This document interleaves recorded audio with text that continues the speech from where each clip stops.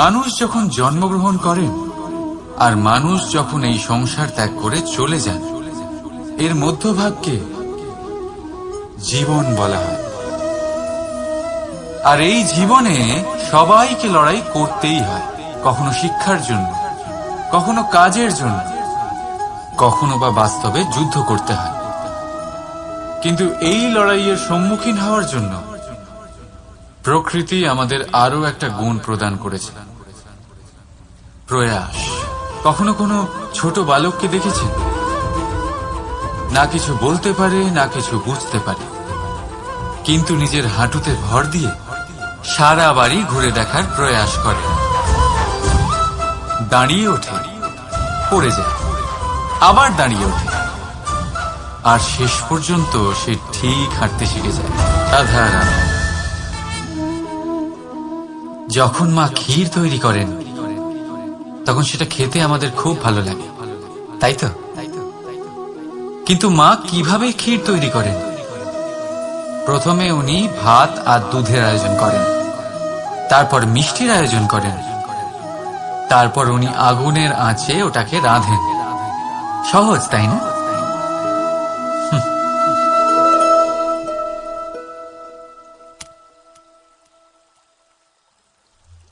অতটাও সহজ নয়। এই জীবনে আনন্দের ক্ষীর আস্বাদন করার এটাই উপায়, কিন্তু এতে সময় অনেকটাই লাগে। শুদ্ধ শুভ্র দুধের মতো ভাবনায় সদা অটুট সম্পর্কের রাধা রাধা।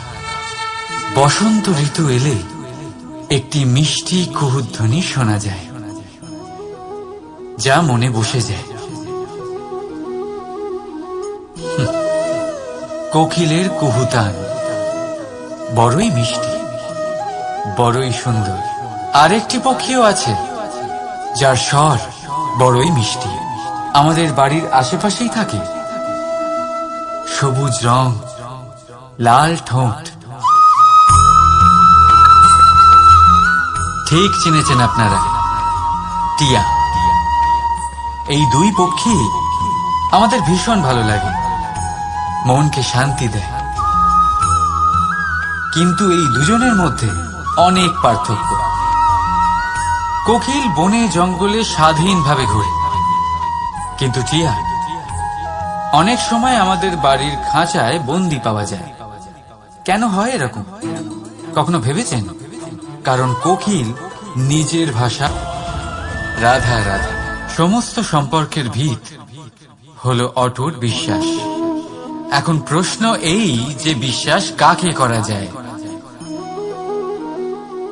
এটা বুঝতে গেলে আপনাকে আগে বুঝতে হবে যে বন্ধনে কাজে লাগে যে দড়ি, সেটা বানানো কি করে হয়। প্রত্যেক দড়িতে 3টি সুতো থাকে, যেগুলি একে অপরের সাথে জড়ানো থাকে। ব্যাস, বিশ্বাসের সাথেও ঠিক এটাই হয়। যদি আপনি তার সাথে বিশ্বাসের বন্ধনে জড়ান যে আপনার জীবনের এই 3টি সুতো জানেন, বোঝেন। প্রথম, আপনার হাসির পেছনে লুকোনো আপনার কষ্ট।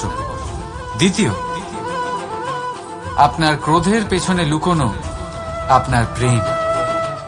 আর তৃতীয়, আপনার মৌনতার আড়ালে লুকোনো আপনার শব্দের আগ্নেয়গিরি, আপনার অসহায়তা। যে ব্যক্তি আপনার জীবনের এই 3টি সুতো, এই 3টি কথা জানেন, যদি তার সাথে আপনি বিশ্বাসের বন্ধনে জড়ান, তার সাহায্যে জীবনের বড় বড় বাধা অতিক্রম করতে পারবেন। রাধা রাধা। উড়তে কে না ভালোবাসে? সাফল্যের মহা আকাশে গমন করতে কে না চায়? সবাই চায়। সবাই চায় যে এই সংসারে তাদের নাম, তাদের পরিচয় সব থেকে ওপরে থাকবে, যে তাদের নাম ইতিহাসে স্মরণীয় হয়ে থাকবে। কিন্তু সবার নাম ইতিহাসে লেখা হয় না। কিছু মানুষ নাম অর্জন করেও অনামী রয়ে যান। কেন? কারণ তারা এই ধরিত্রীর সাথে সম্পর্ক ভেঙে দেন। ভুলে যান এই কথাটা যে রাধা রাধা। মানুষের স্বভাব হলো ভাবা, ভেবেচিন্তে সিদ্ধান্ত নেওয়া, আর সিদ্ধান্ত নিয়ে এই পৃথিবী বদলানোর ভাবনা নিয়ে এগিয়ে যাওয়া, তাই না? কিন্তু সবাই কি নিজের সিদ্ধান্তের ইতিবাচক পরিণাম পেতে সফল হন? কেন শুধু রাধা রাধা? আমাদের মধ্যে অনেকেই এই ভাবনায় বিলীন থাকি যে আমাদের নিজের জীবনে আপেক্ষিক সুখ আর সুবিধা কখনো প্রাপ্তি হয় না, কারণ ভাগ্যে এই নির্ধারিত আছে, কারণ আমরা এমন পরিবেশে জন্ম নিয়েছি। কিন্তু আপনার জন্ম কি আপনার নিয়তি নির্ধারণ করে? কিছুটা হলেও করে। যেমন বৃষ্টির ফোঁটা যখন মেঘ থেকে জন্ম নেয়, তখন তার প্রারম্ভিক কাজ ধরাতলে পড়া, কিন্তু সে ধরাতলে কোথায় পড়ছে সেটা নিশ্চিত করবে রাধা রাধা। যত্র নারীস্ত পূজ্যতে রমন্তে তত্র দেবতা। অর্থাৎ যেখানে নারীকে পুজো করা হয় সেখানে দেবতা বিরাজ করেন। আমরা এসব মানি, কিন্তু পালন কতটা করি? এবার আপনারা বলবেন, আমরা মেয়েদের সবার সামনে সম্মান করি, তার জন্মদিনে অথবা বিবাহ বার্ষিকীতে তাদের উপহার দিই, ইত্যাদি ইত্যাদি, কিন্তু এটা কি যথেষ্ট? এবার ভাবুন, একজন নারী নিজের স্বামীর জন্য, নিজের পিতার জন্য, নিজের পুত্রের জন্য, নিজের ভাইয়ের জন্য কি না করেন, আর আমরা তাকে কি শুধুমাত্র একটা উপহার দিয়ে সন্তুষ্ট করতে পারি? নারীদের স্বর্ণ অলংকারের কোনো প্রয়োজন নেই, দামি বস্ত্রেরও প্রয়োজন নেই, তার চাই আপনার থেকে সম্মান, সকলের সামনেও এবং একান্তেও। তার চাই আপনার সময়, আপনার স্নেহস্পর্শ, আর একটু চেষ্টা যাতে আপনি তাকে বোঝাতে পারেন যে হ্যাঁ, আপনার জীবনে ওনার স্থান আছে, সমান অংশ আছে। তখনই আপনি বলতে পারবেন, যত্র নারীস্ত পূজ্যতে রমন্তে তত্র দেবতা।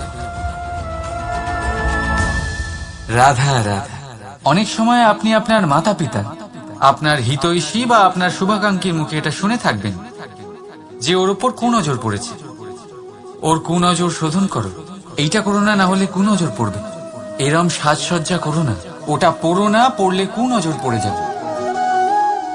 আর কেউ কেউ কেউ কেউ এই কুদৃষ্টি দূরীকরণের উপাচারও করে, লঙ্কা পুড়িয়ে ধোঁয়া দেন, প্রদীপের আগুনে কুদৃষ্টি দূর করেন, কালো টিকা লাগান, আরো কত কিছু করেন।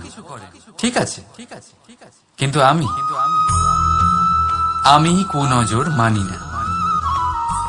আমি মনে করি যদি মন পবিত্র হয় তাহলে কোনো কুনজর আপনার কোনো রকম ক্ষতি করতে পারবে না। ঝড় এলেও শুধুমাত্র সেই বাড়ি ধুলোয় ধূসরিত হয় যার জানলার আবরণ দুর্বল। ঘূর্ণিঝড়ও কেবল সেই দেওয়ালই ভাঙতে পারে যার ভিত অত্যন্ত দুর্বল।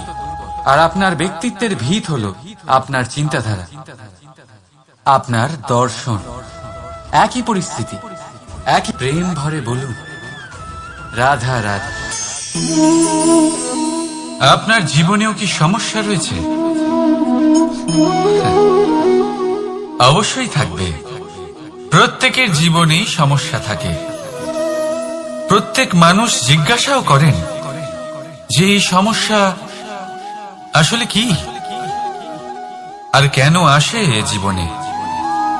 আপনাকে একটা কথা বলে দিই যে সমস্যা আসলে সেটা নয় যা আপনার পথে বাধা সৃষ্টি করে, বরং সমস্যা হলো সেটাই যেটা আপনি তখন দেখতে পান যখন আপনার একাগ্রতা আপনার পথ থেকে, আপনার লক্ষ্য থেকে সরে যেতে থাকে। আর এই সমস্যাগুলি দূর করার জন্য, এর সমাধান করার জন্য একটাই পথ আছে, নিজের সমস্ত ভাবনা আরো একবার একাগ্র করুন নিজের পথের দিকে, নিজের লক্ষ্যের দিকে। আপনার সমস্ত ভাবনা যদি কেন্দ্রীভূত হয় নিজের লক্ষ্যে, তাহলে এই সমস্যা দূরে থাকবে। যদি এরকম না হয়, যদি আপনার মন একটু অন্যদিকে চলে যায়, তাহলে এই সমস্ত সমস্যা আবার সামনে চলে আসে আর বাড়তেও থাকে। দেখুন, যেখানে আপনার লক্ষ্য রয়েছে, বান যদি সেখানেই চালাতে হয়, তাহলে দৃষ্টি তো সেদিকেই রাখতে হবে। তবেই তো আপনি সেই লক্ষ্য ভেদ করতে পারবেন। সেই জন্য মনে রাখবেন, সর্বদা লক্ষ্য রাখবেন নিজের পথে, সেই পথেই সামনে এগোতে থাকুন নিজের লক্ষ্যের দিকে। আপনি যত সামনে এগোতে থাকবেন, এই সমস্যা তত পিছিয়ে যাবে। তাহলে আসুন, আমার সাথে ভালোবেসে বলুন, রাধা রাধা। এই পাখিরা সত্যি খুব সুন্দর, আমার খুব ভালো লাগে। আপনি নিশ্চয়ই শুনে থাকবেন যে কিছু পাখির কাছে ডানা অবশ্যই থাকে, কিন্তু উড়তে পারে না। তারা চায় উঁচু আকাশে উড়ে বেড়াতে এবং মেঘেদের সাথে কথা বলতে, করতেই পারে না। এবার এই সংসারেও পাওয়া যায় ঘুড়িও। এদের মধ্যে না জীবন আছে, না প্রাণ আছে, আর না আছে ডানা, কিন্তু এরা আকাশের সাথে কথা বলে, হাওয়ার বেগের সাথে কথা বলে, আনন্দ করে, উৎফুল্ল হয়ে ওঠে। আকাশে জীবনের কিছু মুহূর্ত কাটায়। তার কারণ কি হতে পারে? কারণ হলো সুতো। এই সুতো যদি সঠিক হাতে থাকে, তাহলে এই কাগজের তৈরি ঘুড়িও আকাশের উচ্চতায় উড়ে বেড়াতে পারে। এবার এই সুতো আসলে কি? এই সুতো হলো আসলে ভালোবাসা। এই সুতো হলো আসলে বিশ্বাসের। আর এটা আপনি দিয়ে থাকেন তাদের হাতে যাদের আপনি বিশ্বাস করেন, যাদের আপনি নিজের সর্বস্ব দিয়ে দেন। ভেবে দেখুন, এই ভালোবাসা আর বিশ্বাসের সুতো আপনি যদি সঠিক মানুষের হাতে দিয়ে দেন, তাহলে আপনি অনেক উচ্চতায় উঠতে পারবেন, আকাশের উচ্চতায় উড়ে বেড়াতে পারবেন, মেঘের সাথে কথা বলতে পারবেন, পাখিদের মতো উড়তে পারবেন, যা ইচ্ছে তাই করতে পারবেন। শুধু এই মানুষ সঠিক হতে হবে, এমন একজন মানুষ যার মনে আপনার জন্য ভালোবাসা রয়েছে, এমন এক মানুষ যার মনে কোনো স্বার্থ নেই, যিনি পরোপকারী, এমন একজন ব্যক্তি যিনি আপনার অস্তিত্বকে বাইরে নিয়ে আসতে পারবেন, তাকে উজ্জ্বল করে তুলবেন। তাহলে ভালোবাসুন, আনন্দ করতে থাকুন, আর এই আনন্দ সহকারে বলুন, রাধা রাধা। আমরা সকলে এমন ব্যক্তির সাথে থাকতে চাই যারা খুব মিষ্টি কথা বলেন, যাদের ব্যবহার আমাদের ভালো লাগে, যারা দেখতে সুন্দর হন, যাদের আমরা পছন্দ করি। আর সবসময় এমন ব্যক্তির থেকে দূরে থাকতে চেষ্টা করি যাদেরকে আমরা পছন্দ করি না, যাদের কথা আমাদের খারাপ লাগে, যাদের কথা একটু কঠোর হয়। আমরা সবসময় চেষ্টা করি এদের থেকে দূরে থাকার, ঠিক কিনা? কিন্তু যদি বাস্তবটা দেখি, তাহলে এই কঠোরতা জীবনে শান্তির প্রলেপ দেয়। ওষুধ একটু কড়াই হয়, কিন্তু এ কি করে? আমাদের সুস্থ করে তোলে। ঠিক সেইভাবেই ভালোবাসার এই অধ্যায় একটু কঠিন, একটু কড়াও মনে হতে পারে, কিন্তু এর ফল সবসময় আপনাদের স্বাস্থ্যের পক্ষে ভালোই হয়। সেই জন্য যদি কেউ আপনার নিন্দে করে, আপনাকে কড়া কথা শোনায়, আপনার ব্যাপারে আলোচনা করে, তার মানে এটা নয় যে সে আপনার শত্রু। হতে পারে তিনি আপনার বন্ধু হন, আপনার জন্য ভালো চান, আপনাকে শুধরে নিতে চান, আপনার মধ্যে কোনো পরিবর্তন দেখতে চান। সেই জন্য কখনো কারোর কথা শুনে বা কাউকে দেখে প্রাথমিকভাবে এই সিদ্ধান্ত নেবেন না যে তিনি আপনার শত্রু হন নাকি আপনার বন্ধু হন। এমনও শত্রু হয়ে থাকেন যে গুড়ের মতো মিষ্টি মিষ্টি কথা বলে আসলে আপনাকে বিষ পান করিয়ে দেবেন। আর এমনও বন্ধু থাকেন যারা আসলে নিমের মতো কড়া কথা বলেন, কিন্তু আপনাকে অমৃত পান করান। এদের মধ্যে পার্থক্য করতে জানতে হবে, কে আসলে শত্রু হন আবার কে আসলে মিত্র হন। এই পার্থক্য যখন আপনি করতে শিখবেন, তখন আপনি এই সংসারের সব থেকে সুখী প্রাণী হয়ে উঠবেন। এই পার্থক্য বোঝা সহজ নয়, কিন্তু অবশ্যই আবশ্যক। রাধা রাধা। অসুখ। এমন কোন মানুষ আছেন এই সংসারে যার অসুখ করে না? প্রত্যেক মানুষ কখনো না কখনো অবশ্যই অসুস্থ হয়েছে, তার এই শরীর রোগের শিকার অবশ্যই হয়েছে। এবারে দেখুন, এই রোগ আসে, আবার এই রোগ চলেও যায়, কিন্তু সেই রোগ আমাদের কষ্ট দিতে কেন সক্ষম হয়? কারণ হলো স্বচ্ছতা। যদি এই স্বচ্ছতা শরীরে না থাকে, তাহলে মানুষকে শারীরিক কষ্ট পেতেই হবে। ঠিক সেইভাবেই অত্যন্ত প্রয়োজনীয় হলো এই স্বচ্ছতা যেন মনেও থাকে। যদি এই স্বচ্ছতা মনে না থাকে, তাহলে মানুষ চারিত্রিকভাবে কষ্ট সহ্য করেন। এবারে নিবারণ কি হতে পারে? বড়ই সহজ এর উপশম। যদি রোগ শরীরে হয়, তাহলে সর্বপ্রথম স্বচ্ছতা বজায় রাখতে শিখুন। এই শরীরকে পরিষ্কার রাখতে শিখুন। বিচক্ষণতার সাথে এই রোগের সম্মুখীন হন। ভয় পাওয়ার কোনো দরকার নেই। ব্যায়াম করতে থাকুন, সব ঠিক হয়ে যাবে। সেইভাবেই যদি এই অসুখ মনে হয়, তাহলে কি করা যায়? সর্বপ্রথম তার আধারের উপরে নজর দিন। আপনার এই আধারই হলো আপনার আহার। যা আপনি আহার করবেন, সেরকমই মানুষ হয়ে উঠবেন। সেইভাবেই আপনি যেরকম ভাবেন, সেরকমই মানুষ হয়ে উঠবেন। সেই জন্য নিজের ভাবনাকে শুভ করুন, নিজের দৃষ্টিভঙ্গিকে শুভ করে তুলুন। সবকিছু সঠিক হবে। আপনার আমার সবার মধ্যেই এক রাক্ষস বাস করে। তার সম্মুখীন হন, তাকে পরাস্ত করুন। তাহলে এই রোগ সে শরীরেই হোক বা মনের মধ্যে, যদি সঠিক সময় তাকে আটকানো না যায়, তাহলে যে কোনো সময় তা মহামারীর রূপ ধারণ করবে। সেই জন্য সাবধানে থাকুন, সুস্থ থাকুন। তাহলে আসুন, আমার সাথে ভালোবেসে বলুন, রাধা রাধা।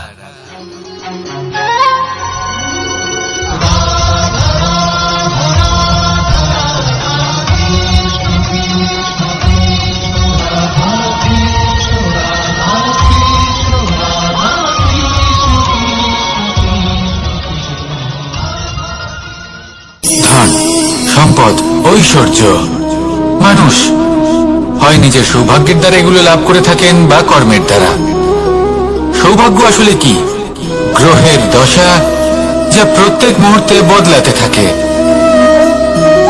কর্মের মাধ্যমে যখন আপনি ধন অর্জন করেন, তখন সেই ধন আপনার আগামী প্রজন্ম লাভ করে। সেটা হয় সে ভোগ করে বা তার জন্য তার ভোগান্তি হয়। আর এটা নির্ভর করছে আপনার কর্মের ওপরে। কি কর্ম করেছেন আপনি সেই ধনকে লাভ করার জন্য? যদি আপনি সৎ পথে চলেন, নিষ্ঠা ভরে আপনি কর্ম করে থাকেন এবং তার ফলে আপনি ধন অর্জন করে থাকেন, তাহলে আপনার আগামী প্রজন্ম সেটা ভোগ করবে, সেটা প্রয়োগ করবে নিজের বিকাশের জন্য। কিন্তু যদি আপনি কুকর্ম করে থাকেন, কোন রকম ছলনা করে থাকেন এই ধন লাভ করার জন্য, তাহলে 100% আপনার আগামী প্রজন্মকে এর জন্য ভুগতেই হবে। তাহলে আপনি কি চাইবেন? যে আপনার আগামী প্রজন্ম সুখ ভোগ করবে, নাকি আপনার কুকর্মের পরিণাম ভোগ করবে? নির্বাচন আপনারই। আসুন আমার সাথে ভালোবেসে বলুন, রাধা রাধা। কর্ণ, সূর্যপুত্র কর্ণ, স্বয়ং সূর্যের পুত্র, দেবী কুন্তীর প্রথম পুত্র। সেই কর্ণ যার একটি বাণ আমার রথকে, সেই রথ যার উপর মহাবলী অর্জুন বিরাজমান ছিলেন, যার পতাকায় স্বয়ং হনুমান ছিলেন, সেই রথকে তার একটি বাণ ধসিয়ে দিতে পেরেছিল। দৈব কবচ কুণ্ডলধারী কর্ণ, সেই কর্ণ যুদ্ধক্ষেত্রে নিজের সমাপ্তির সম্মুখীন হলেন। কারণ কি ছিল? নির্বাচন। দুর্যোধনের সাথে বন্ধুত্ব রাখার জন্য তার অনুচিত কর্মে কোনোদিন কোনো প্রতিবাদ করেননি, তাকে সঙ্গ দিয়েছেন এই নির্বাচন। যখন দ্রৌপদীর বস্ত্রহরণ হচ্ছিল, তখন তাকে বাধা দেওয়ার বদলে নীরব থাকার নির্বাচন, তার বিরোধিতা কখনো না করার নির্বাচন। এই নির্বাচনই কারণ হয়ে দাঁড়ালো কর্ণের পতনে। এই সংসারে সবার উপকার আপনি স্বীকার করতে পারেন, তাকে সম্মানও করতে পারেন, কিন্তু তার সামনে এতটাও নত হবেন না যে নিজের অন্তর মনের কথাটা আপনি শুনতে না পান। নির্বাচন যদি ধর্মসঙ্গত হয়, তবেই তা শুভ হয়। আসুন আমার সাথে ভালোবেসে বলুন, রাধা রাধা। বিশ্ব একটা মহান নাম, দেবী গঙ্গার সুপুত্র। স্বয়ং বৃহস্পতি এবং পরশুরাম ছিলেন ওনার শিক্ষাগুরু।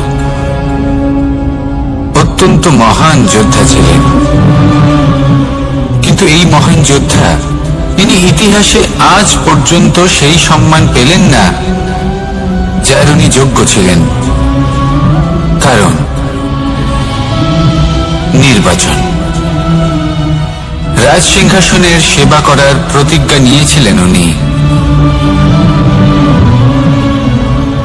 এবার রাজ সিংহাসনে যেই বসুক না কেন তার সেবা করা, তার প্রত্যেক আদেশ পালন করা, এটাই ছিল ওনার প্রতিজ্ঞা। তা সেই ব্যক্তি উচিত হোক বা অনুচিত, সে উচিত পথে চলুক বা অনুচিত পথে চলুক, সুপাত্র হোক বা কুপাত্র, উনি তার সেবা করতে থাকলেন, তার প্রত্যেক আদেশ পালন করতে থাকলেন, নিজের প্রতিজ্ঞা পালন করতে থাকলেন। ধৃতরাষ্ট্র নেত্রহীন অবশ্যই ছিলেন, কিন্তু এতটাও নেত্রহীন ছিলেন না যে উনি প্রজাদের চোখের জল, ধর্ম অধর্ম দেখতে পাবেন না। উনি সব বুঝতে পারতেন। আর এদিকে ভীষ্ম নিজে প্রতিজ্ঞাবদ্ধ হয়েছিলেন। দুর্যোধন অনুচিত পথে চালিত হচ্ছিল, তাও উনি তাকে সঙ্গ দিতে থাকলেন। আর পরিণামস্বরূপ আজ পর্যন্ত ইতিহাসে উনি সেই স্থান পেলেন না, সেই সম্মান পেলেন না যার যোগ্য উনি ছিলেন।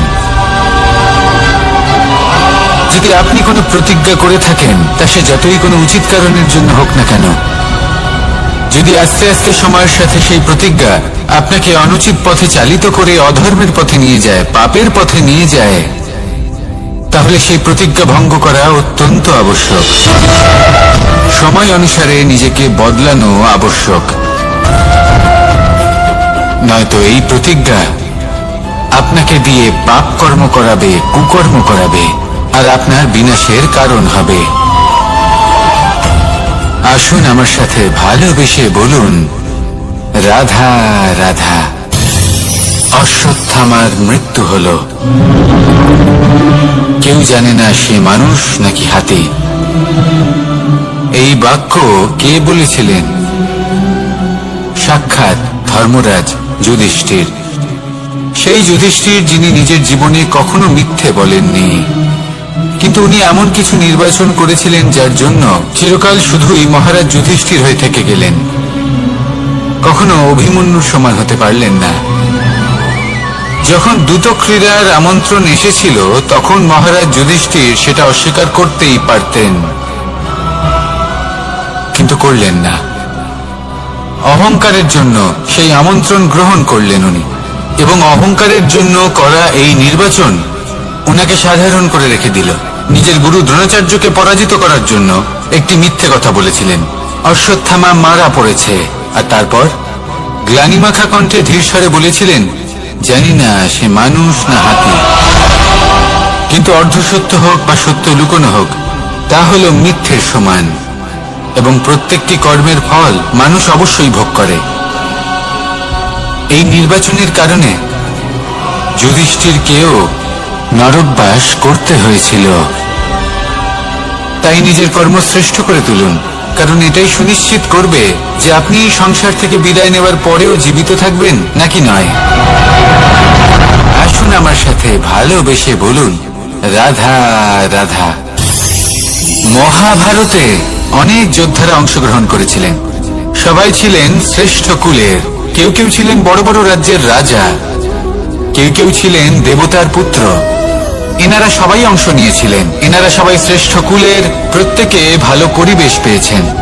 কিন্তু সেখানে অন্যদিকে ছিল বারবারিক, অসুরপুত্র বারবারিক।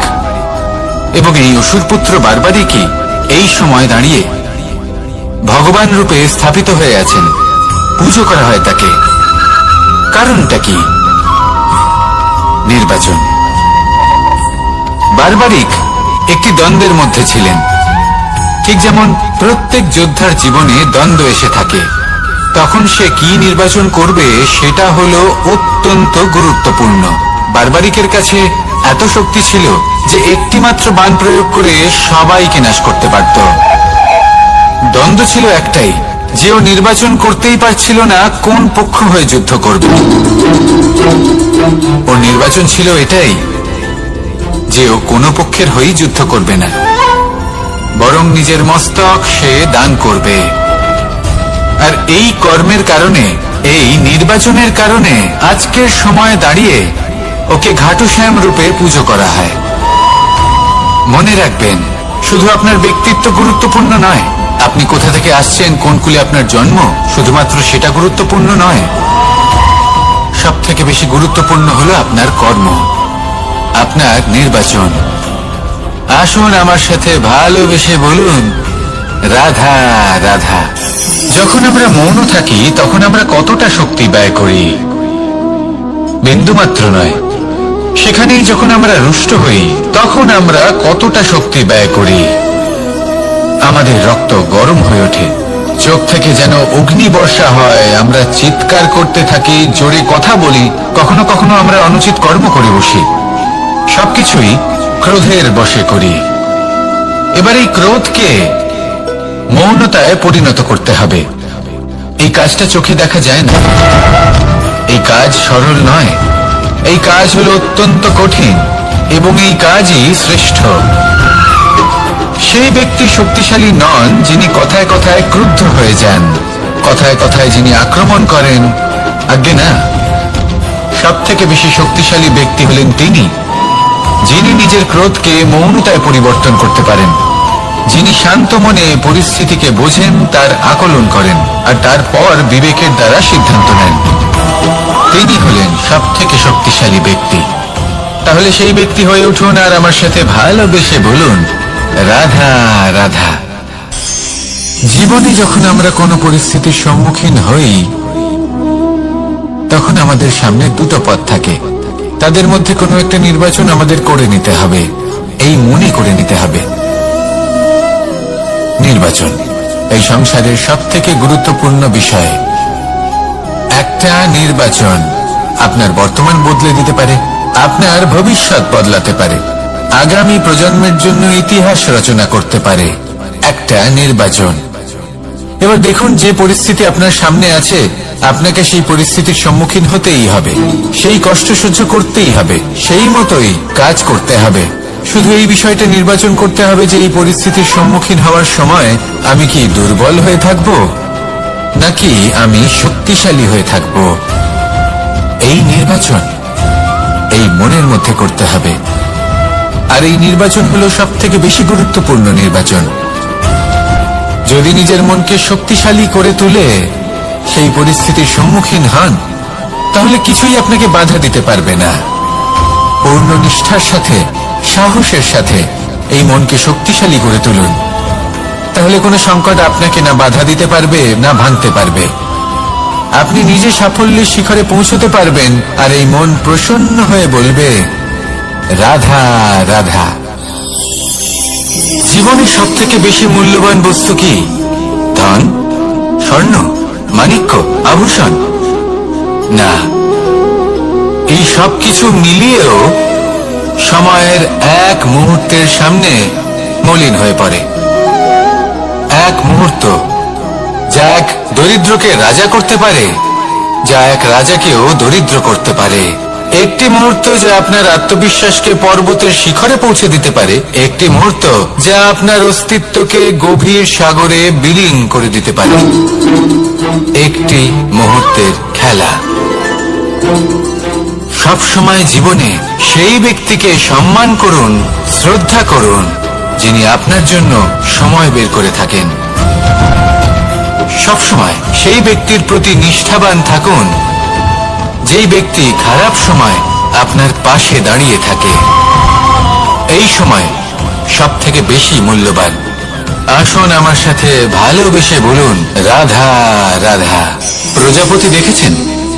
কি সুন্দর হয়, তাই না? এই প্রজাপতি, ওদের দিকে তাকালে নিজের অজান্তেই নিজের মুখে হাসি ফুটে ওঠে। কিন্তু এই প্রজাপতি জন্ম থেকেই এমন দেখতে হয় না।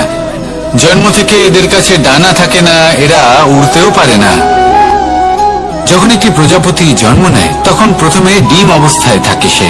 আস্তে আস্তে সেই কবচ সে ভেঙে ফেলে, খুব পরিশ্রম করতে হয় তাকে। তারপর কীটের আকার ধারণ করে সে চলতে থাকে, অনেক কষ্ট সহ্য করতে হয়, অনেক পরিশ্রম করতে হয়। তারপর তার রূপ বদলে যায়, তারপরে তার ডানা গজায়, তারপরে সে উড়তে পারে। এই নিরন্তর পরিশ্রমই সাফল্যের মূল মন্ত্র হয়। কখনো কখনো প্রতিভাও কম পড়ে যায় যদি নিরন্তর পরিশ্রম না করা হয়, যদি সমর্পণের ভাব মনে না থাকে, দৃঢ় নিষ্ঠা না থাকে। আর কখনো কখনো সেই ব্যক্তি যার মধ্যে বিশেষ প্রতিভা থাকে না, সেই ব্যক্তি নিরন্তর পরিশ্রম করে, নিজের মনে সমর্পণের বোধ জাগিয়ে তোলে, দৃঢ় নিষ্ঠার সাথে কর্ম করে আর সাফল্য লাভ করে। সেই জন্য আপনি জীবনে যেখানেই পৌঁছে যান না কেন, নিরন্তর পরিশ্রম করতে থাকুন। তবেই আপনার ভবিষ্যৎ রঙিন প্রজাপতির মতন গগনচুম্বী হবে। তবেই এই সংসার আপনাকে দেখবে এবং নিজের অজান্তেই এই সংসার নিজের মুখে হাসি ফুটিয়ে তুলবে এবং এই সংসার আমার সাথে ভালোবেসে বলবে, রাধা রাধা। পুরাণে আমরা দেখেছি যে মাতা পিতা কতটা মহান হতে পারেন, কিভাবে শ্রী গণেশ নিজের মাতা পিতাকে পরিক্রমণ করলেন এবং পরম পূজনীয় হয়ে উঠলেন। কিভাবে ভক্ত শ্রবণ নিজের অন্ধ মাতা পিতাকে তীর্থযাত্রায় নিয়ে যাবেন বলে নিজের কাঁধে ওনাদের বসালেন এবং বয়ে নিয়ে গেলেন। এরকম অনেক অমূল্য শিক্ষা আমরা লাভ করে থাকি পুরাণ থেকে। কিন্তু এসব কথা হলো পুরাণের কথা। কথা বলা যাক আমাদের জীবন নিয়ে। আমাদের এই জীবনে আমাদের মাতা পিতা কেন আমাদের কাছে এতটা অমূল্য? কেন আমরা ওনাদের এতটা ভালোবাসি? কেন আমরা ওনাদের এত সম্মান করি? আর কেনই বা ওনাদের এতটা সম্মান করা উচিত? মমতার কারণে। মায়ের মনের এক ধরনের মমতা, পিতারও এক ধরনের মমতা।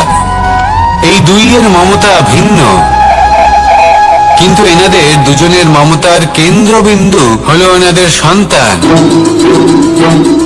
মাতা মমতার কারণে সকালে তাড়াতাড়ি উঠে পড়েন, খাবার তৈরি করেন, এটা ভাবেন যে আমার সন্তান যেন অভুক্ত না থাকে। অন্যদিকে পিতা ইচ্ছে না থাকা সত্ত্বেও নিজের মমতাবোধের কারণে নিজের সন্তানের প্রতি কঠোর হন, তাকে জ্ঞান প্রদান করেন, শিক্ষা প্রদান করেন, কারণ উনি চান যে ওনার সন্তান যেন পরবর্তীতে উন্নতি করে, কখনো অভুক্ত না থাকে। এটাই হলো মমতা মাতা পিতার। আর এই মমতা সংসারের অন্য কোথাও আপনি পাবেন না। তাই সবসময় নিজের মাতা পিতাকে সম্মান করুন, ওনাদের ভালোবাসুন, যতটা ইচ্ছে ভালোবাসুন। আর এই ভালোবাসার সাথেই বলুন, রাধা রাধা। সম্পর্ক হলো আমাদের জীবনের একটি আধার।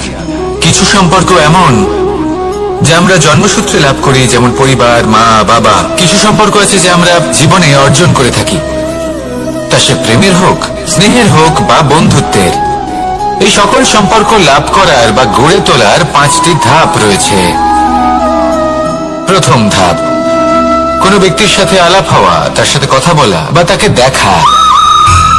দ্বিতীয় ধাপ, সে ব্যক্তিকে আমাদের ভালো লাগা। তৃতীয় ধাপ, আমাদের এটা চাইতে শুরু করা যে জীবনে এই ব্যক্তি যেন আমাদের বন্ধু হন, আমাদের জীবনে থাকেন, বা আমাদের কাউকে ভালোবেসে ফেলা আর এটা আমাদের ভাবা বা চাওয়া যে সেই ব্যক্তি যেন আজীবন আমার সাথে থাকেন, আমার জীবনে আমার সাথী হয়ে। চতুর্থ ধাপ, লাভ করা। এবার এই ধাপটি অনেক মানুষের পক্ষেই খুবই সরল হয়, বড়ই সরল ভাবে নিজেদের সঙ্গীকে লাভ করে থাকেন। কিছু মানুষের জন্য এই ধাপ অত্যন্ত কঠিন হয়ে থাকে। অনেক প্রতিকূল পরিস্থিতির উপর জয়লাভ করে তারা সঙ্গীকে লাভ করেন, কিন্তু লাভ অবশ্যই করেন। এরপরে আসে পঞ্চম, অন্তিম এবং সব থেকে গুরুত্বপূর্ণ ধাপ। সেটা হলো সেই সম্পর্ক পালন করা। এটা হলো এমন এক বিষয় যা প্রত্যেক মানুষের শেখা উচিত। যদি ব্যক্তি নিজের জীবনে সম্পর্ক রক্ষা করতে শিখে যান, তবে প্রত্যেক সম্পর্ক তার জীবনকে স্বর্গ করে তুলবে। আসুন আর আমার সাথে ভালোবেসে বলুন, রাধা রাধা।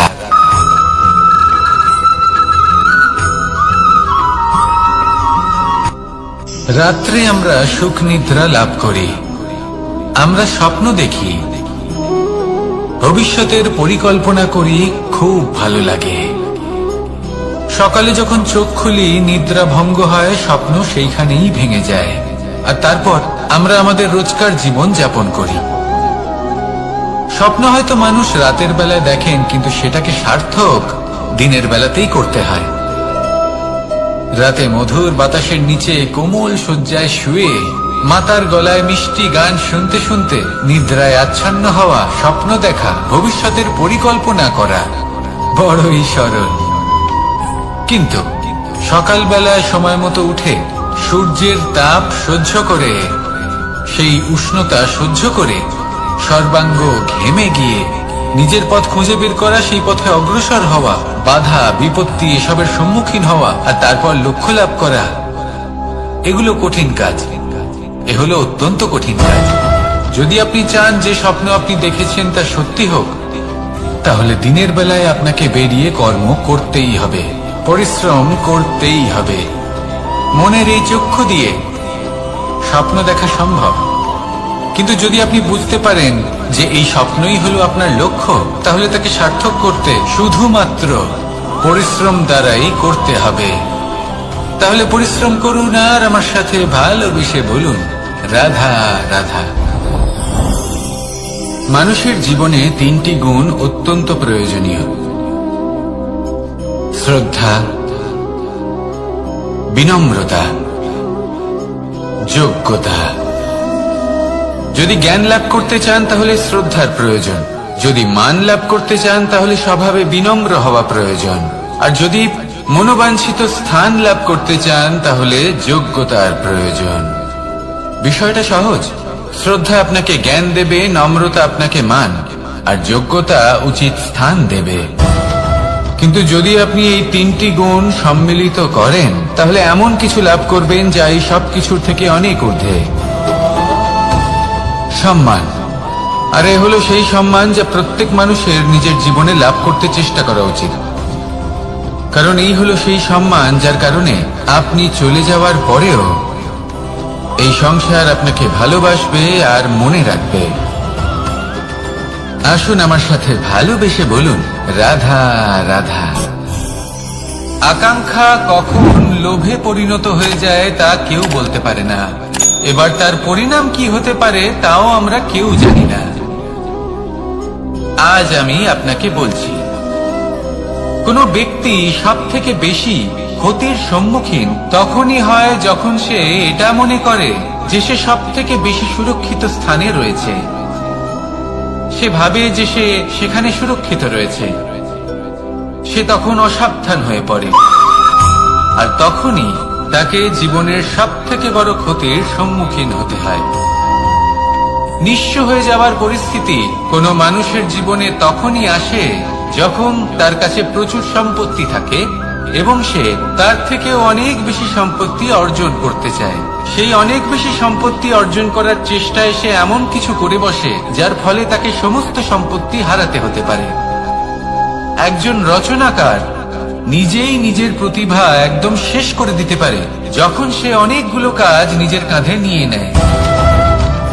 একটা গুরুত্বপূর্ণ কথা সবসময় মনে রাখবেন, আজ আপনি যেখানেই থাকুন না কেন, যেমনই যে কোনো স্থানেই থাকুন না কেন, এর পেছনে আপনার আকাঙ্ক্ষার একটা বিশাল ভূমিকা রয়েছে।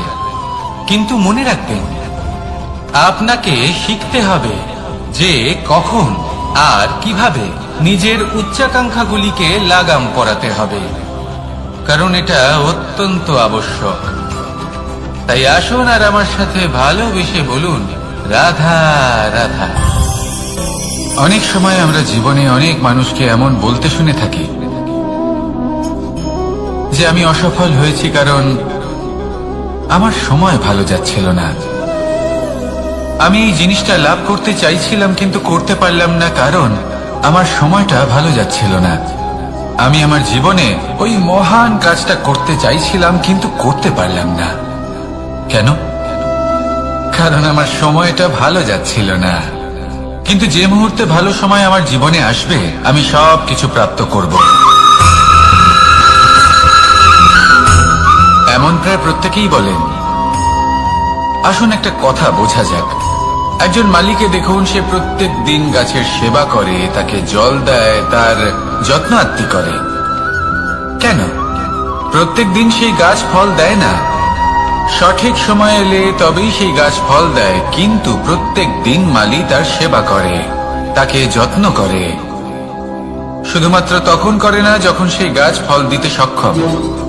আর যদি মালি গাছের যত্ন প্রতিদিন না করে, তাহলে হয়তো সেই গাছ ফল দিতেই পারবে না। এটাই হলো আমাদের জন্য একটা শিক্ষা। যখন সময় আমাদের জন্য অপেক্ষা করে না, তখন আপনি সময়ের জন্য কেন অপেক্ষা করছেন? ভালো সময়ের জন্য অপেক্ষা করবেন না। ভালো এবং শুভ কর্ম দ্বারা ভালো সময়কে নিজের কাছে টেনে আনুন। নিরন্তর কর্ম করুন, পরিশ্রম করতে থাকুন। শুভ সময় আপনা থেকেই আপনার কাছে আসবে। আসুন আমার সাথে ভালোবেসে বলুন, রাধা রাধা। মানুষের এই সংসারে জীবনযাপন করার জন্য কিছু জিনিসের প্রয়োজন পড়ে।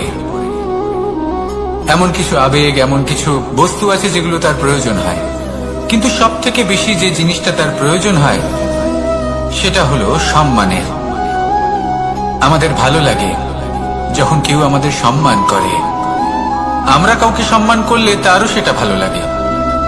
কিন্তু আপনি দেখবেন যে সংসারে বেশিরভাগ মানুষ দুটি মাপদণ্ডের ভিত্তিতে সম্মান করেন। হয় বয়স দেখে করেন বা উপার্জন দেখে, অর্থাৎ সেই ব্যক্তি কতটা উপার্জন করেন। এবার ভেবে দেখুন, এটা আবশ্যক নয় কারোর বয়স যদি বেশি হয় তার বুদ্ধিও ততটাই বেশি হবে। আবশ্যক এটাও নয় যে কোনো ব্যক্তি যদি অত্যন্ত ধনী হন বা তার মনও নির্মল হবে বা তিনি সৎকর্ম করবেন বা এমন কোনো কর্ম করবেন যাতে উনি সম্মান লাভ করতে পারেন। হতে পারে উনি ধনী কিন্তু দুশ্চরিত্র। সেই জন্য বয়স বা উপার্জন দেখে কোনো ব্যক্তিকে সম্মান করবেন না। কর্ম দেখুন। যদি গভীরভাবে ভেবে দেখেন, তাহলে দেখবেন যদি কোনো মানুষ কোনো সৎকর্ম করেন, তাহলে তার প্রতি হৃদয় থেকে সম্মান জাগ্রত হয়। এটাই হলো সেই সম্মান যা অর্জন করতে হবে। বয়স আজ আছে, কাল আরো বৃদ্ধি পাবে। উপার্জন আজ আছে, কাল সেটা কমে যেতেও পারে। কিন্তু যদি আপনি নিরন্তর শুভকর্ম করতে থাকেন, তাহলে আপনি মৃত্যুর পরেও অমর হয়ে থাকবেন। আসুন আমার সাথে ভালোবেসে বলুন, রাধা রাধা। পাপ এবং পুণ্য, এই দুই হলো সংসারের এমন দুই বিন্দু যাকে কেন্দ্র করে এই সংসারের চক্র ঘুরতে থাকে। আমরা যদি কোনো কর্ম বিচার করি, হয় পুণ্য নয় পাপের দৃষ্টিভঙ্গি দিয়ে, এটা হয় পুণ্য না হলে পাপ। কিন্তু এই পাপ এবং পুণ্য এই দুই নির্ভর করে প্রত্যেক মানুষের উপর, তার চিন্তাধারা, তার পরিস্থিতির উপর। ধরুন এমন একজন মানুষ যিনি অনেক দিন ধরে বনে পথ হারিয়েছেন, অনেক দিন হয়তো উনি কোনো খাবার খাননি। এবার এমন পরিস্থিতি চলে এসছে যে এবার যদি উনি খাবার না খান, তাহলে হয়তো জীবিতই থাকবেন না। আর এমন অবস্থায় ওনার সামনে যদি কোনো প্রাণী আসে, তাহলে তাকে শিকার করা, এটা কিন্তু তার কাছে পাপ নয়। এটা তো জীবিত থাকার একমাত্র উপায়। এটা তার কাছে পুণ্য সম। আর যদি আমি এমন একজন ব্যক্তির কথা বলি যিনি সরল, যিনি একটি সুখী, শান্ত, সুরক্ষিত জীবনযাপন করছেন, তার কাছে কিন্তু এটা পাপ।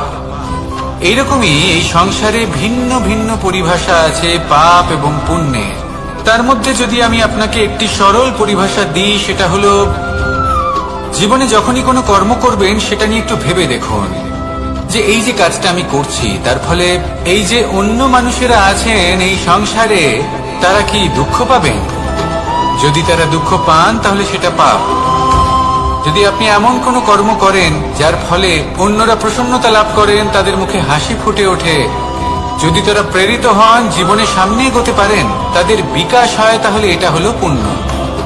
তাই জীবনে সবসময় পুণ্য করতে থাকুন আর আমার সাথে ভালোবেসে বলুন, রাধা রাধা। বনস্পতি ফলনের জন্য আমাদের কিসের প্রয়োজন পড়ে?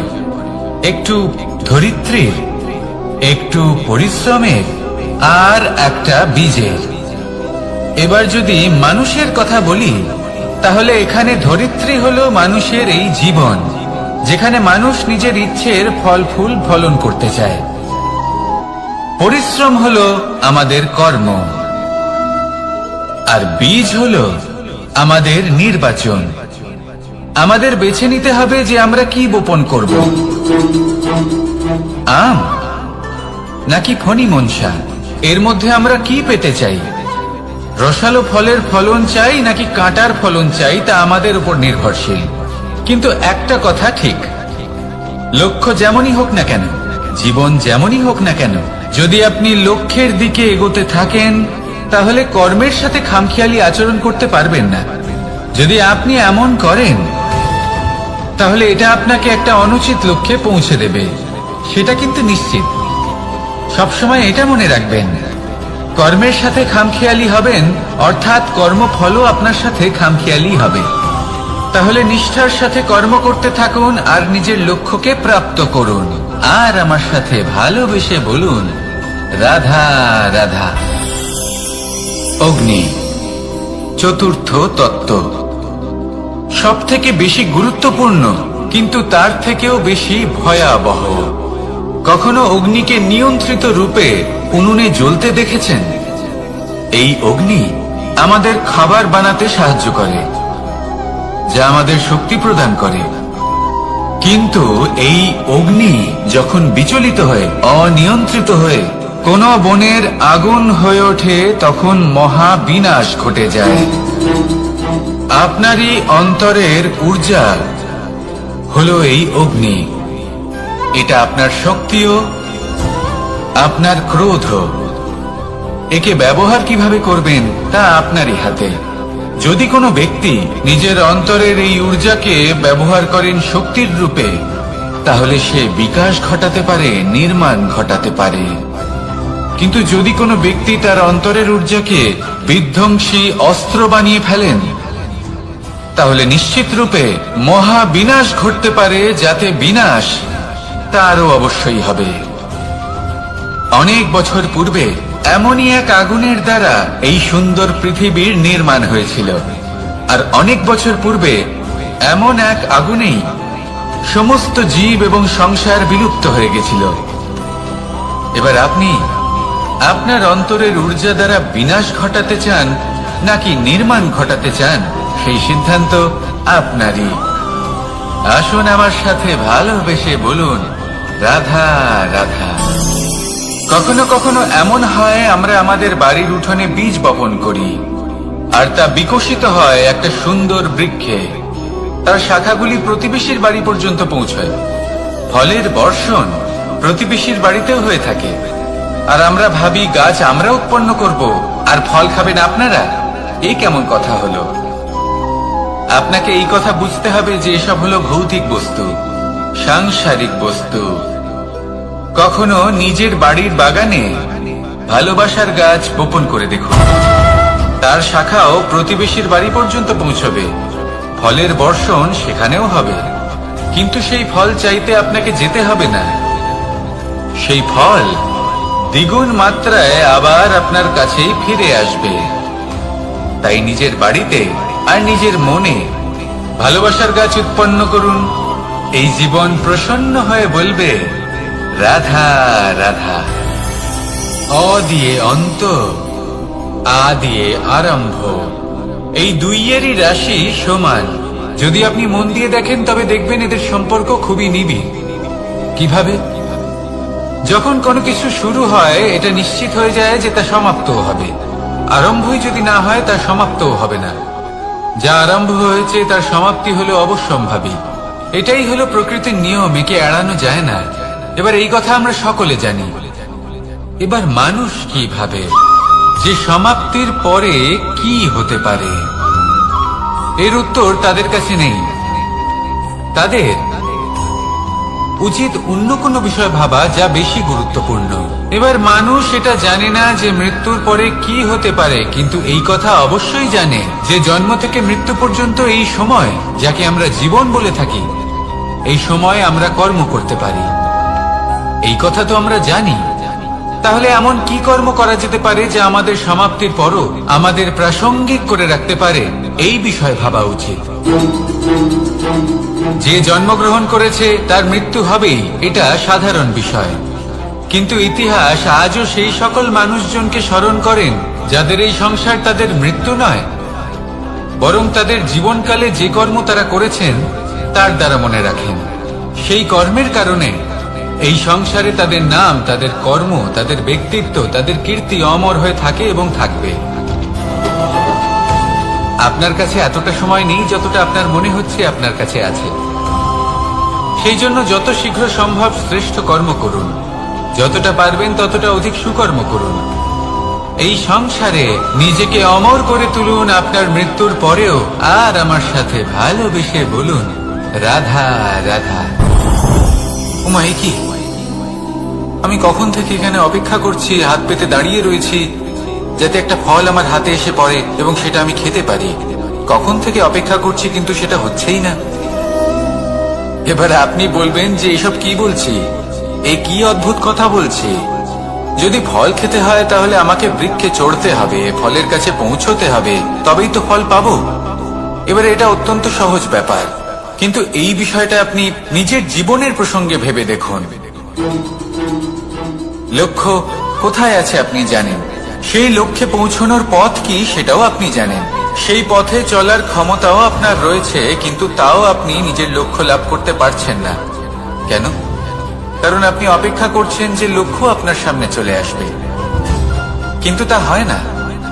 লক্ষ্য সে যাই হোক না কেন, ধন হোক, প্রেম হোক, কোনো সম্মান হোক বা মোক্ষ হোক, যদি আপনি তার দিকে অগ্রসর না হন তাহলে ফল প্রাপ্তি অসম্ভব ব্যাপার, তা কোনোদিনই হবে না। সেই জন্য আপনার চোখের সামনে আপনি যদি নিজের লক্ষ্যকে দেখতে পান তাহলে উঠুন এবং সেই দিকে অগ্রসর হতে শুরু করুন। নিজের অন্তরের সকল অশুভ গুণ দূর করুন, অলসতা ত্যাগ করুন, অজ্ঞানতা ত্যাগ করে দিন এবং চলতে থাকুন। অবশ্যই মনোবাঞ্ছিত ফল লাভ করতে পারবেন। মনে রাখবেন, চলতে থাকলে তবেই লক্ষ্য প্রাপ্তি হবে। অপেক্ষার দ্বারা শুধুমাত্র মৃত্যু লাভ হবে। আসুন আমার সাথে ভালোবেসে বলুন, রাধা রাধা।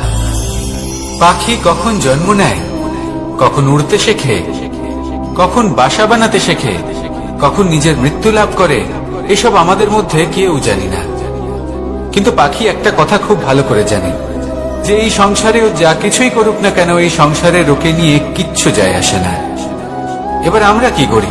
কোনো কাজ করার আগে আমরা এটা ভাবি যে এই সংসার যদি আমাকে দেখে ফেলে তাহলে কে জানে এই সংসার কি ভাববে, আমার প্রতিচ্ছবি কেমন তৈরি হবে কে জানে, কে জানে কি হবে আদি ইত্যাদি। এই সব ভাবনায় আমরা মগ্ন হয়ে যাই। কিছুটা এমন ভাবে মগ্ন হই যে বর্তমানের কর্মের এই জীবনের যাত্রাপথে সেই সময়ের আনন্দ উপভোগ করতে ভুলে যাই। এবার দেখুন একটা পাখি কি করে, ওর কর্ম হলো গান গেয়ে চলা। ওই পাখি গেয়ে চলে, কেউ ওর গান শুনুক বা না শুনুক, কেউ আদৌ শুনছে কিনা সেই বিষয়টা নিয়ে সেই পাখির কিছুই যায় আসে না। সেই পাখি নিজের কর্ম করতে থাকে। হয়তো সেই জন্যই আপনি কখনো কোনো পাখিকে কাঁদতে দেখবেন না। এরকমই আপনাকে নিজেকে গড়ে তুলতে হবে। প্রথমে নিজেকে জিজ্ঞেস করুন, এই যে কর্ম আমি করতে চলেছি সেটা কি উচিত? যদি আপনার মনে হয় সেটা উচিত তাহলে সেটা প্রমাণ করুন। এটা ভাববেন না যে এই সংসার কি ভাববে। আসুন আর আমার সাথে ভালোবেসে বলুন, রাধা। বনের মধ্যে যদি আপনি কোনো বিষাক্ত সাপ দেখেন তাহলে কি করবেন? আপনি তখনই তার থেকে দূরে পালাতে চেষ্টা করবেন। আর এটা কেন করবেন? নিজের রক্ষার্থে। এই কথা আমি নয় মেনে নিলাম, কিন্তু নিজের জীবনে এটা করেন না কেন? আপনি যেখানেই যান, যে স্থানেই যান না কেন, প্রত্যেক সময় প্রত্যেক মুহূর্তে এমন বিষাক্ত সাপ আপনি অবশ্যই খুঁজে পাবেন। আর সেই সাপ নয় যাদের আপনি বনে খুঁজে পাবেন, এরা হলো সেই সাপ যা আপনাকে পাপ করতে বাধ্য করবে। আপনার অন্তরের বাসনা, ক্রোধ, অহংকার, লোভ, ঈর্ষা এদের বৃদ্ধি ঘটাবে। দেখুন, বনের এই সাপ আপনাকে একবার ছেড়ে দিতেও পারে, ছোবল নাও মারতে পারে, কিন্তু এই যে পাপরূপী সাপ আছে তা অবশ্যই ছোবল মারবে। কর্ম যদি করেন তাহলে অবশ্যই ফল পাবেন। সেই জন্য যখনই কোথাও যাবেন, যদি এমন কাউকে দেখেন, যদি এমন কিছু দেখেন যে আপনাকে পাপ করতে বাধ্য করছে, তাহলে সেই মুহূর্তে সেখান থেকে পালিয়ে যান। যেমন বনের সাপ দেখে আপনি পালাতে থাকেন। সৎকর্মের রক্ষা অত্যন্ত আবশ্যক। আসুন আর আমার সাথে ভালোবেসে বলুন, রাধা রাধা। যদি কোনো সিংহ বানরের মতো গাছে চড়তে চেষ্টা করে তাহলে কি হবে? একটা মাছ যদি মাটিতে হাঁটতে চেষ্টা করে তাহলে কি হবে? তারা বিফলই হবে। কিন্তু এরকম কেন হয়? তার কারণ হলো প্রকৃতির রচনা কিছুটা এরকম। এখানে প্রত্যেকটি ব্যক্তিকে, প্রত্যেকটি প্রাণীকে আলাদা আলাদা গুণের অধিকারী করা হয়েছে এবং সকলকে একটা সীমাও প্রদান করা হয়েছে। এবার এই যে বৃক্ষ, পশু, পাখি, এদের মধ্যে সেই ক্ষমতাই নেই যে এরা নিজেদের যাচাই করতে পারবে, নিজেদের সীমাগুলো বুঝতে পারবে, নিজেদের সদ্গুণগুলো চিনতে পারবে। এরা সেটা করতে পারবে না। কিন্তু মানুষ তো আলাদা। মানুষের কাছে সেই বিশেষ শক্তি আছে যে তারা পূর্ণরূপে নিজেদের যাচাই করতে পারবে, নিজেকে পূর্ণরূপে বুঝতে পারবে, নিজের দোষ, নিজের অপগুণ, নিজের সদ্গুণ, নিজেদের সীমাগুলো তারা বুঝতে পারবে। আর এটা অত্যন্ত গুরুত্বপূর্ণ। কথায় আছে যে যদি সাফল্য লাভ করতে হয় তাহলে নিজেকে যাচাই করে নিতে হবে। তাই নিজেকে যাচাই করুন, নিজের সাথে পরিচিত হয়ে যান এবং জীবনে কর্ম করতে থাকুন। সাফল্যের শিখরে অবশ্যই পৌঁছে যাবেন। আর ওখানে যদি যান তাহলে এই মন প্রসন্ন হয়ে অবশ্যই বলবে, রাধা রাধা। অন্ধকারাচ্ছন্ন রাত্রি যদি এসে থাকে তাহলে আলোকিত প্রকাশ নিয়ে সূর্যও অবশ্যই আসে। রোগ যদি এসে থাকে তাহলে তার ওষুধও অবশ্যই আসে। সমস্যা যদি আসে তাহলে সেই সমস্যার সমাধানও নিজে থেকেই আমাদের কাছে চলেই আসে। এই সংসার, এই জীবনের শুধুমাত্র একটাই নিয়ম আছে, আর তা হলো এটাই, এই সংসার হলো একটা চক্রের মতো। এতে শাশ্বত বলে কিছু নেই, নিত্য বলে কিছু নেই। আর যা কিছুই রয়েছে সব বদলাতে চলেছে। যদি আপনার জীবনে দুঃখ থাকে, সমস্যা থাকে, যদি আপনি বিপদ দ্বারা আচ্ছন্ন, তাহলে মনে রাখবেন সবকিছু বদলে যেতে চলেছে। দুঃখের সময় কাঁদবেন না, মনকে আরো দুঃখী করে তুলবেন না, কারণ এখানে যা কিছুই এসেছে তা যাওয়ার জন্যই এসেছে। তাহলে এত চিন্তা কিসের? আনন্দ সহকারে জীবন যাপন করুন আর আমার সাথে ভালোবেসে বলুন, রাধা রাধা। রাত্রিবেলায় যখন আলোকিত জোনাকিদের দেখেন তখন মন প্রসন্ন হয়ে ওঠে।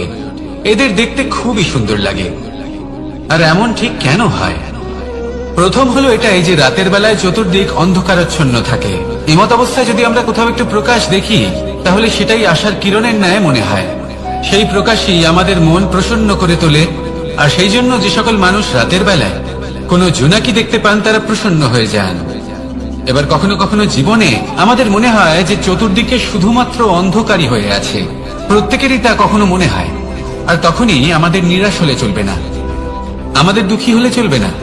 সেই সময় আমাদের খুঁজতে হবে নিজেদের আশেপাশে, চতুর্দিকে, আর কোথাও না কোথাও আমরা প্রকাশ অবশ্যই দেখতে পাবো, আশার একটা কিরণ অবশ্যই দেখতে পাবো। কেউ এমন একটা কর্ম করেন যেটা দেখে আমরা প্রেরিত হয়ে যাই। আর এমন কোন কর্ম যদি আপনারা করেন তাহলে সেই কর্ম আপনার মনকে প্রসন্ন ভাব, আনন্দ এবং ভালোবাসা দ্বারা ভরিয়ে তুলবে। আপনার অন্তরে সেই অন্ধকারের অন্ত করবে, দুঃখেরও অন্ত করবে। আর এই মন প্রসন্ন ভাব নিয়ে বলবে, রাধা রাধা। মনুষ্য জীবনের সব থেকে বেশি গুরুত্বপূর্ণ বিষয় হল মনের একাগ্রতা। এই সংসারের যে কটি মহান কার্য সম্পাদন হয়েছে তা হল মনের এই একাগ্রতার একমাত্র ফল। আপনি অবশ্যই দেখে থাকবেন অনেক ছোট বড় নদী যা বয়ে চলে তাদের সামনে একটা বাঁধ নির্মাণ করা হয় সেই সব নদীর জল সঞ্চয় করতে। বাঁধ হয়ে গেলে প্রয়োজন মতো বা মনের ইচ্ছে মতো তাকে ব্যবহার করা সম্ভব। এবার এটাই আমাদের মনের সাথেও সম্ভব। আমাদের মনের একাগ্রতা আজকের দিনে দাঁড়িয়ে বিভিন্ন ধরনের বিকার, ক্রীড়া এবং ভোগের মধ্যে ভাগ হয়ে গেছে। একে একত্রিত করতে হবে, একটা বাঁধ নির্মাণ করতে হবে, কর্মের বাঁধ। আপনাকে শুধু এটাই করতে হবে, যেটা উচিত কর্ম সেটাই করুন, যেটা অনুচিত কর্ম সেটা করা থেকে নিজেকে বিরত রাখুন। ব্যাস, এই কাজটাই আপনি করতে থাকুন, মনের মধ্যে একাগ্রতার বাঁধ নির্মাণ করুন। আর একবার যদি তা নির্মাণ হয়ে যায়, তাহলে যখন চাইবেন, যেখানে চাইবেন, যতটা চাইবেন, একাগ্রতা প্রয়োগ করতে পারবেন। আর একবার যদি আপনি এটা শিখে যান, তাহলে এই সংসারকে বদলে ফেলার মতো কাজ আপনি করতে পারবেন, সমাজকে শুধরাবার মতো কাজ করতে পারবেন। তাহলে এই মনকে একাগ্র করুন আর আমার সাথে ভালোবেসে বলুন, রাধা রাধা।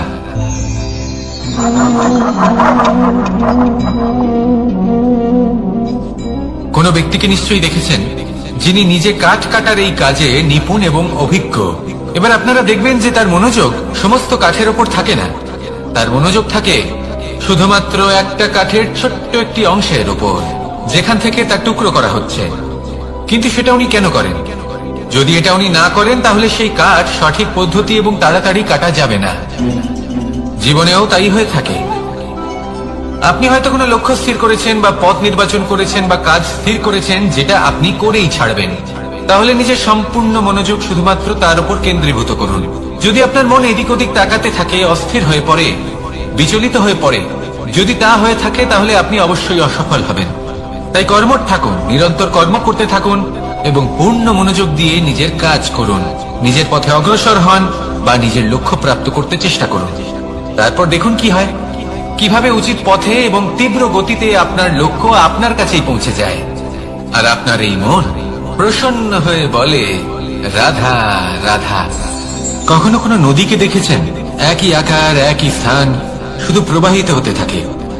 এর মধ্যে কখনো কোনো অপদ্রব্য ফেলে দেখুন, দেখবেন সেটা বেশিক্ষণ সেখানে থাকে না। সেটা নদীর সাথে বইতে থাকে আর বয়ে যেতে যেতে সাগরে সমাহিত হয়ে যায়, আর শেষ পর্যন্ত সাগর সেটাকে তটে ফেলে দেয়। কিছুটা এমন হওয়া উচিত আমাদের বিচারধারাও। এক স্থানে তা স্থগিত হওয়া উচিত নয়, এটা সবসময় প্রবাহমান হওয়া উচিত। তবেই আমাদের চেতনা, আমাদের মূল্যবোধ এবং আমাদের স্মৃতি, এই তিনটি শ্রেষ্ঠ থাকবে। আর এটাই হলো পুকুর এবং নদীর মধ্যে পার্থক্য। নদীতে জল সবসময় বয়ে চলে, সেই জন্য পবিত্র থাকে, শুদ্ধ থাকে এবং পরিষ্কার থাকে। আর সেখানে এই পুকুরের তলদেশে সব জমা হতে থাকে, আর সেই জন্য তা অপবিত্র হয়ে যায়। তাই সবসময় এই বিচারধারা প্রবাহমান রাখুন। যদি মনে কোনো ভাবনা চলে আসে, সেখানেই থেকে যায় এবং বিদ্যে থাকে, তাহলে তা বের করে দিন, তাকেও বয়ে যেতে দিন, এবং তার যা উত্তর হবে তা সময়ের সাথে আপনার সামনেই চলে আসবে। শুধুই নদীর মতো প্রবাহমান হন আর আমার সাথে ভালোবেসে বলুন, রাধা রাধা। এই সংসারে সাফল্য লাভ করার জন্য জ্ঞানের প্রয়োজন হয়, পরিশ্রমের প্রয়োজন হয়, দৃঢ় নিষ্ঠার প্রয়োজন হয়, নিরন্তর চেষ্টা করা প্রয়োজনীয়। কিন্তু আরো কিছু আছে যা অত্যন্ত প্রয়োজনীয় এবং গুরুত্বপূর্ণ। তা হলো ভালো বন্ধু। তাদের থাকা অত্যন্ত প্রয়োজনীয়। যদি ভালো বন্ধু থাকে, তাহলে সময় এলে তারা ঢাল হয়ে আপনাকে সুরক্ষা করবেন। সময় এলে অস্ত্রের মতো শত্রুকে সংহারও করবেন। যদি তিনি জ্ঞানী হন, তাদের মধ্যে সদ্গুণ থাকে, তাহলে এই সব গুণ আপনার মধ্যেও প্রবেশ করবে। তাহলে সাফল্যের জন্য ভালো বন্ধু পাওয়া অত্যন্ত প্রয়োজনীয়। কিন্তু শুধু বন্ধু কেন, ভালো শত্রুও থাকা প্রয়োজনীয়। এবার আপনি ভাববেন, এ আমি কি বললাম? যদি আপনার জীবনেও ভালো অর্থাৎ শক্তিশালী শত্রু থাকে, তাহলে আপনিও শক্তিশালী হতে থাকবেন। এই শত্রু আপনাকে প্রেরিত করবে আরো বেশি শক্তিশালী হয়ে ওঠার। কখনো কোনো হরিণকে দেখুন, তীব্র গতিতে দৌড়তে থাকে। কেন তীব্র গতিতে দৌড়ে? এই কারণে নয় যে কোথাও তার জন্য মধুর ঘাস অপেক্ষা করে রয়েছে, না। সে এই কারণে তীব্র গতিতে দৌড়য় কারণ সেটা না করলে তার পেছনে একটি সিংহ আছে যে ওকে নিজের ভোজন করে ফেলবে। তাই জীবনে বিপদ, সংকট, এই সবকিছুও হলো অত্যন্ত গুরুত্বপূর্ণ। তার সম্মুখীন হতে শিখুন আর আমার সাথে ভালোবেসে বলুন, রাধা রাধা। আমরা সবাই ফল খাই, কিন্তু আমাদের সেই ফলই প্রিয় হয় যে পরিপক্ক হয়ে ওঠে, যেটা নম্র হয়, আর যে ফল অনেক বেশি মিষ্টি আর সুস্বাদু হয়ে থাকে, যাদের রঙে বাহার দেখা যায়। সেইভাবে জীবনে আমরা নানান মানুষের সাথে পরিচিত হই, কিন্তু সেই মানুষই আমাদের মন ছুঁয়ে যায় যারা বিনম্র স্বভাবের, যাদের বাণী খুব মধুর, যাদের অন্তরে আত্মবিশ্বাসের একটা তেজ, একটা রং দেখা যায়। এবার এমন ব্যক্তি আমরা কি করে হব?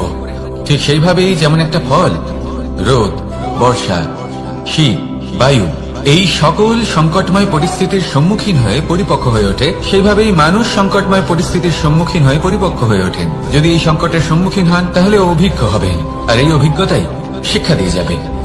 এই অভিজ্ঞতা আমাদের শিখিয়ে দেয় যে আমাদের বিনম্র থাকতে হবে, অহংকার করে কোনো লাভ নেই। মধুর বাণীর যে কি মূল্য তা আমরা শিখতে পারি।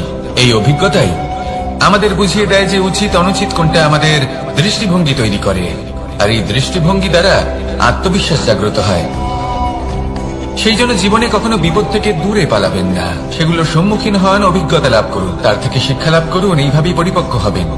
আসুন আমার সাথে ভালোবেসে বলুন, রাধা রাধা। ধন সঞ্চয় করা সম্ভব, আর সেই জন্য ধন সব থেকে বেশি মূল্যবান সম্পত্তি নয়। এবার আপনি বলবেন, আমি কি বলছি? এই ধন খুব মূল্যবান, আমরা সকলে অর্জন করতে ব্যস্ত। সেটা এই কারণে, কারণ আপনারা জানেন না এই সংসারের সব থেকে বেশি মূল্যবান সম্পত্তি কি। এ হলো সেই সম্পত্তি যা কখনো সঞ্চয় করা সম্ভব নয়। আপনার কাছে যতই ধন থাকুক তা দিয়ে আপনি স্বাস্থ্য লাভ করতে পারেন, বাড়ি কিনতে পারেন, আদি ইত্যাদি, কিন্তু আপনি যতই ধনী হন না কেন, ফেলে আসা দিনের একটা মুহূর্ত আপনি লাভ করতে পারবেন না। এই একটা মুহূর্ত, এই সময়, এটাই হলো সংসারের সব থেকে মূল্যবান সম্পত্তি। একবার চলে গেলে তা কখনোই ফিরে আসে না। আর এই মুহূর্ত যতই চলে যাক না কেন, আমরা স্মৃতির মাধ্যমে সেগুলি যাপন করতে পারি, তার আনন্দ উপভোগ করতে পারি। আর যার সাথে আমরা সময় অতিবাহিত করেছি তার স্মৃতিতে আমরা চিরকাল জীবিত থাকতে পারি। সেই জন্য সময় সব থেকে মূল্যবান সম্পত্তি, তাকে এইভাবে নষ্ট করবেন না। প্রত্যেকটা মুহূর্ত উপভোগ করুন, আনন্দ করুন, আর ভালোবেসে বলুন, রাধা রাধা। কনক, কি সুন্দর একটা শব্দ। এর অনেকগুলো রূপ রয়েছে, অনেকগুলো অর্থও রয়েছে। প্রথম অর্থ হল স্বর্ণ, অর্থাৎ সম্পত্তি। দ্বিতীয় অর্থ ধুতুরা, অর্থাৎ গাছের ছোট একটা বীজ, যা কিনা অত্যন্ত শক্তিশালী হয়। যদি বেশি মাত্রায় এর প্রয়োগ করা হয় তাহলে এটা বিষময় হয়ে উঠতে পারে। এই হলো সেই ধুতুরা যার প্রয়োগ মহাদেবের পুজোতে করা হয়। এবার প্রশ্ন হলো এটাই যে এই স্বর্ণ এবং এই ধুতুরার মধ্যে মিল কি রয়েছে। মিল হলো এটাই যে এই দুটোই মানুষকে মত্ত করে তোলে। ধুতুরা মানুষকে তখন মত্ত করে যখন তাকে সেবন করা হয়, কিন্তু স্বর্ণ, ধন, সম্পত্তি, মানুষ সেটা যতটাই অর্জন করে নেয় সেটাই যথেষ্ট। এই স্বর্ণ মানুষের ভাবনা চিন্তা করার ক্ষমতাকে বশ করে ফেলে। মানুষ সম্পত্তির লোভে মত্ত হয়ে ওঠে, কারণ যে যত চমৎকারী, যতটা অমূল্য হয় তাকে সামলানো কিন্তু ততটাই কঠিন, তাই না? তাই মনে রাখবেন, ধন, স্বর্ণ, সম্পত্তি এগুলো ধুতুরার থেকেও অনেক বেশি বিষাক্ত হতে পারে। তাই এর উপর আত্মসংযমের একটা কবচ পরিয়ে রাখবেন এবং বিবেকের শক্তির সাথে এগুলো প্রয়োগ করুন, তবেই কল্যাণ হবে। আসুন আমার সাথে ভালোবেসে বলুন, রাধা রাধা। আমার কাছে যশোদা মা যেমন, আমার কাছে দেবকী মা যেমন, আমার কাছে ঠিক তেমনই হলেন গোমাতা। এবার ভেবে দেখার বিষয় হলো এটা যে এই সংসারে অসংখ্য প্রাণী আছে, একজন গাইকে একজন মায়ের মর্যাদা কেন দেওয়া হয়? তাহলে এর অনেকগুলো কারণ আছে।